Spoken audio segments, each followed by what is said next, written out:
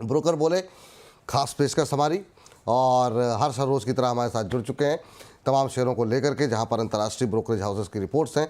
उनमें से कई सारी रिपोर्ट्स को खंगाल करके कुछ एक शेयरों पे बात करते हैं। हर्ष के साथ पास चलते हैं। हर्ष, बताइए आज की पहली कंपनी कौन सी है? सबसे पहली कंपनी सरकारी डिफेंस है, HAL हिंदुस्तान एरोनॉटिक्स की बात करते हैं। UBS की रिपोर्ट आई है, खरीदारी की सलाह दी है और 4800 का टारगेट दिया है। लेकिन आपको बता दें, इससे पहले का जो टारगेट था वो 5700 रुपये का था। उसके हिसाब से काफ़ी नीचे इन्होंने टारगेट सेट किए हैं, लेकिन अभी भी मौजूदा भाव से करीब 40% का अपसाइड इनको दिख रहा है। क्या इन्होंने कहा है वो हम आपको बताते हैं। देखिए, सबसे पहले तो उनका ये कहना है कि लॉन्ग टर्म के हिसाब से कंपनी के पोटेंशियल ग्रोथ में थोड़ा सा फीकापन देखने को मिल सकता है, ये पहली चीज़ कही है इन्होंने। इसके अलावा इन्होंने कहा है कि जो डिफेंस ऑर्डर की बात की जाए तो वित्त वर्ष 2026 के लिए काफ़ी महत्वपूर्ण साल रहेगा ये कंपनी के लिए, तो यहाँ पर फोकस करना होगा कि वित्त वर्ष 2026 कैसा रहता है। इसके अलावा इन्होंने जो HAL की subsidiary company Hindustan aeronautics next generation aerospace, उसके लिए कहा है कि ये जो है ये काफ़ी बेनिफिशियरी हो सकती है, क्योंकि इसके पास एक अच्छी खासी ऑर्डर बुक मिलती हुई दिख सकती है। वित्त वर्ष 2027 तक ये 3 गुना इसकी जो ऑर्डर बुक है वो हो सकती है। इसके साथ ही इन्होंने, अगर आप यहाँ पे बात करें रेवेन्यू की और अर्निंग की बात करें, तो 19% की कंपाउंड एनुअल ग्रोथ वित्त वर्ष 2028 तक जाती हुई दिख सकती है।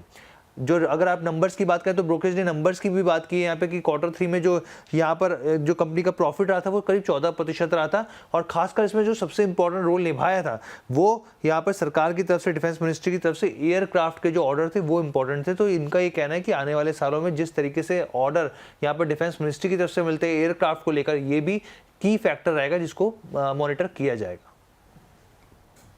चलिए, रेट जो है घटाए गए हैं, भाव का जो टारगेट था उसे घटाया गया है, लेकिन सर HAL लग कैसा रहा है? आपकी टिप्पणी क्या होगी HAL को लेकर के?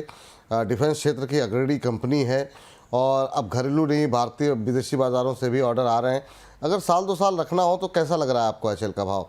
3557 के आसपास आज काफ़ी तेज़ है, 3.5% के आसपास की तेज़ी है HAL के अंदर। आपकी टिप्पणी क्या होगी सर?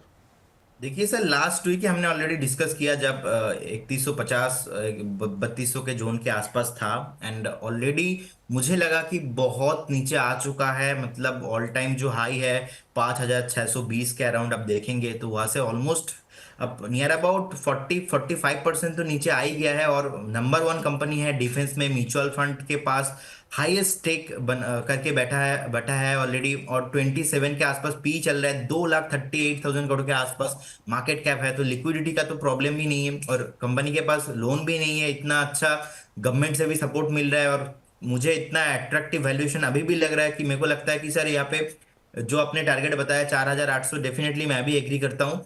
मुझे लगता है कि पहला जो टारगेट होना चाहिए यहाँ से वो है 3,800 का, और अगर 3,800 के ऊपर क्लोजिंग देता है एक वीकली बेसिस पे मुझे क्लोजिंग चाहिए। उसके बाद मुझे लगता है अगर आपके पास एटलीस्ट 1.5 से 2 साल है तो हाई पॉसिबिलिटी से जो नया 52 वीक लाइफ टाइम हाई है वो भी आपको दिखेंगे।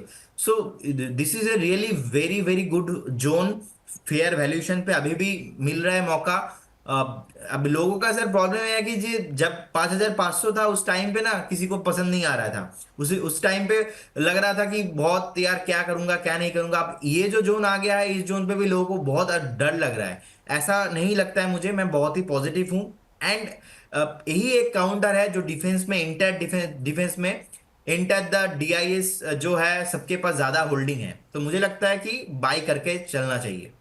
बाय करके चलना चाहिए। और इस बीच 22,750 के पार निफ्टी शानदार अपमूव जो है बाजार के अंदर देखने को मिल रहा है। 22,774 का इंट्राडे हाई, 22,763 का मौजूदा लेवल है। तो आज का दिन भारतीय बाजारों में काफ़ी बल्ले बल्ले का माहौल देखने को मिल रहा है। हर्ष के पास चलते हैं। हर्ष, दूसरी कंपनी बताइए। बिल्कुल सर, दूसरी कंपनी देवयानी इंटरनेशनल है। इसमें भी जो ब्रोकरेज है वो बल्ले बल्ले की बात ही कर रहे हैं। हम लोग आपको बताए थे, देखिए मैक्वारी की रिपोर्ट आई है, आउट परफॉर्मेंस की रेटिंग दी है, 230 का टारगेट दिया, अभी स्टॉक 150 के आसपास है, तो इस हिसाब से इनको 54% का अपसाइड दिख रहा है। लेकिन इन्होंने ये भी कहा है कि 3 साल के अंदर यहाँ पे अगर आप देखें तो ये स्टॉक डबल हो सकता है। तो ये एक इंपॉर्टेंट चीज़ है कि 300 के लेवल पे जाता हुआ भी स्टॉक दिख सकता है। अब इन्होंने क्या कहा है? इन्होंने कहा है बेसिकली अपने व्यूअर्स को बता दें कि जो KFC हो गया या फिर पिज़्ज़ा हट हो गया या कोस्टा कॉफ़ी हो गई, तो उसकी ये फ्रेंचाइजी चलाती है कंपनी, ऑपरेट करती है। अब इनका ये साफ तौर पे कहना है जो बजट में कंजम्पशन को बूस्ट देने के लिए ऐलान किया गया उसका फ़ायदा यहाँ होता हुआ दिखेगा। KFC काफ़ी मेजर रोल यहाँ पे निभा सकता है कंपनी की ग्रोथ में। एक्सपेंशन प्लान पे काम चल रहा है थाईलैंड पे, खास तौर पे यहाँ पर KFC की ब्रांचेस और ओपन की जा रही हैं और दूसरे देशों में, तो ये एक की फैक्टर है जिस पर यहाँ पे ध्यान दे रहा है ब्रोकरेज। साथ ही इन्होंने कहना है कि जो सेम स्टोर सेल्स ग्रोथ है यहाँ पर वो भी 10 से 11% रह सकती है, जिससे मार्जिन्स में सुधार होगा। लेकिन इन्होंने ये साफ तौर पे कहा है कि जिस तरीके से Q3 के नंबर्स में यहाँ पर आप देखें तो डिक्लाइन देखने को मिला, 87% की यहाँ पर डिक्लाइन प्रॉफिट में देखने को मिला। अब आने वाले क्वार्टर में यहाँ पे स्थिति बेहतर नंबर्स में देखने को मिलेगी। चलिए Devyani international sir, 230 hospitality industry को लेकर के काफ़ी लोग बुलिश दिखाई दे रहे हैं। मैक्वेरी का मानना है 230 का टारगेट, आपके टारगेट क्या होंगे सर? देखिए सर, बेसिकली फंडामेंटल में ना एक चीज मैं देख पा रहा हूँ, रिसेंटली ना लॉस पोस्ट किया है, ऑलमोस्ट 39 करोड़ के आसपास लॉस पोस्ट किया है। सो यहाँ पे थोड़ा फंडामेंटल मुझे एडजस्ट नहीं हो रहा है।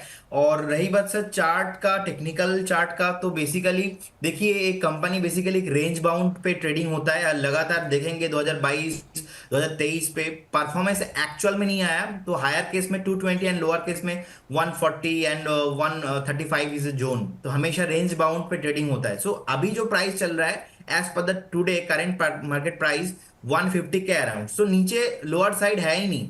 सो टेक्निकली टारगेट होना चाहिए अगर 130, यहाँ पे एक बहुत ही स्ट्रिक्टली स्टॉप लॉस मेंटेन करना पड़ेगा 130।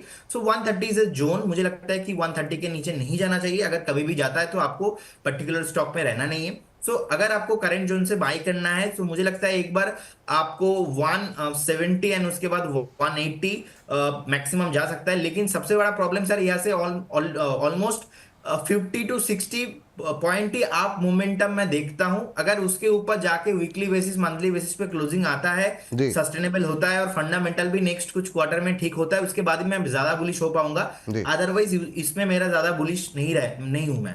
चलिए ठीक है, दो कंपनियां बाकी हैं, हर्ष चाहेंगे दोनों की अपडेट फटाफट दोनों पे दे दीजिए ताकि अगले कार्यक्रम के लिए फिर हमको विलंब हो रहा है। जी बिल्कुल, अगला जो स्टॉक है सोना BLW स्टॉक है। यहाँ पर ऑटो एंसिलरी कंपनी है, सिटी की रिपोर्ट है, खरीदारी की सलाह दी है, 570 का टारगेट दिया है, लेकिन इन्होंने अपने टारगेट्स को घटाया है।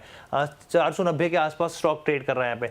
अब इनका कहना क्या है, इनका देखिए साफ तौर पे कहना है कि जो तमाम ऑटो मेकर्स कंपनियां B2B बिजनेस टू बिजनेस यहाँ पर जो भी ट्रेड किया जाता है उनके मुकाबले यहाँ पर जो सोना BLW है उनका जो ऑर्डर बुक है वो काफ़ी मजबूत है। इसके साथ ही लंबे समय के लिए अगर जो लॉन्ग टर्म के हिसाब से आउटलुक देखें वो बेहतर इनका दिख रहा है, लेकिन साथ में जो ग्लोबल सेंटीमेंट से कमजोर हुआ है उसका इफेक्ट यहाँ पर देखने को मिलेगा।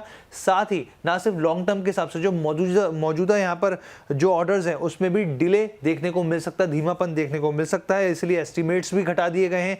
और साथ ही टारगेट मल्टीपल जो है वो 45 गुना से घटाकर 42 गुना कर दिया गया है। इसके बाद अगली कंपनी हम लोग लेके आते हैं, PVR की बात कर लेते हैं। यहाँ पे PVR, ये देखिए नोवामा की रिपोर्ट आई है, खरीदारी की सलाह दी है, 1765 रुपए का टारगेट दिया। अच्छा खासा अपसाइड इनको दिख रहा है। यहाँ पर क्यों दिख रहा है हम आपको बता देते हैं यहाँ पर। तो देखिए साफ तौर पर उनका कहना है कि कैलेंडर ईयर 2024 भले ही कंपनी के लिए अच्छा ना रहा हो, लेकिन जो अब नया कैलेंडर ईयर शुरू हुआ है इन 2 महीनों में बहुत ही शानदार परफॉर्मेंस देखने को मिली है। खासतौर पर छावा का सपोर्ट जो है वो यहाँ पर मिला है। और फरवरी में 1245 करोड़ का बॉक्स ऑफिस कलेक्शन हुआ है, जो कि पोस्ट पेंडेमिक के बाद से सबसे अच्छा कलेक्शन यहाँ पे देखने को मिल रहा है। साउथ की तरफ एक्सपेंशन प्लान कर रहे हैं, 40 से 50 स्क्रीन्स आने वाले दिनों में देखने को मिल सकते हैं।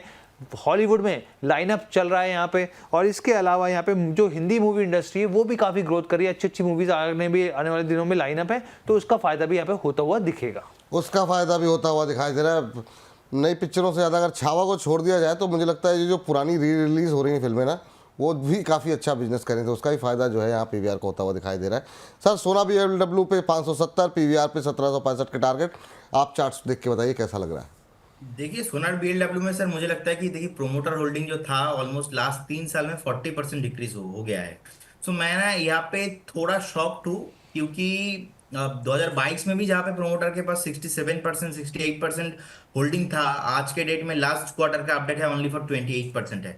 तो बाकी प्रोमोटर के पास कुछ है ही नहीं, तो इसलिए एक थोड़ा नेगेटिव है। क्योंकि आई बिलीव कि अगर कंपनी के प्रोमोटर के पास से लगातार साल में बार बार डिक्रीज आता है होल्डिंग में, तो उस कंपनी में मैं थोड़ा न्यूट्रल रहता हूँ। और देखिए अभी चार्ट में ना जितना नीचे आना था आ गया है, जी। और एक शॉर्ट टर्म में ना एक स्टॉप लॉस है वो है 460 के नीचे अगर जाता है तो मैं यहाँ पे नहीं रहूंगा तो, लेकिन यहाँ पे फ्रेश बाय करने का भी मेरा रिकमेंडेशन नहीं रहेगा सोनाल बीडब्ल्यू में। और पीवीआर में देखिए, पीवीआर लगातार लास्ट 2 से 3 साल ऐसा न्यूज बहुत बार आया है लेकिन रिटर्न अल्टीमेटली नहीं दिया है, अल्टीमेटली नेगेटिव ही रिटर्न है। सो कंसोलिडेशन हुआ है, उसके बाद फिर से नीचे आ गया है। सो अगर हम करेंट मार्केट प्राइस के हिसाब से देखते हैं कि टॉप से नीचे इतना आ चुका है तो नेक्स्ट क्या करना चाहिए। 932 चल रहा है, 820 तक आ सकता है। अगर नेक्स्ट 1-2 महीने में कभी भी यहां से आपको 50 to 60 पॉइंट, 40 पॉइंट कभी भी नीचे मिले तो आप पीवीआर को बाय करके चलिए। ठीक। और लेकिन एक स्टॉप लॉस भी आपको मेंटेन करना है, वो है 780 के नीचे अगर चले जाता है कभी भी तो मुझे पीवीआर में भी नहीं रहना है। अभी एक बेनिफिट ये है कि जितना टॉप था ऑलमोस्ट 52 हाई है 1740 के आसपास, वहां से कितना नीचे आ गया। ऑल टाइम हाई आप देखेंगे कि 2150 के आसपास ऑल टाइम हाई है, तो वहां से अभी 930 के अराउंड ट्रेडिंग हो रहा है। सो वैल्यूएशन वाइज तो अच्छा है, लेकिन फिर भी मुझे रिस्क नहीं लेना है, और इसलिए मुझे एक 820 830 के अराउंड मुझे बाय करना है, फिर भी मुझे 780 एक स्टॉप लॉस मेंटेन करना है। चलिए ठीक है हर्ष, बहुत बहुत शुक्रिया, बहुत बहुत धन्यवाद आपका आज की इस चर्चा में जुड़ने के लिए। इसी के साथ हमारे इस खास सेगमेंट को यहीं पर समाप्त करते हैं।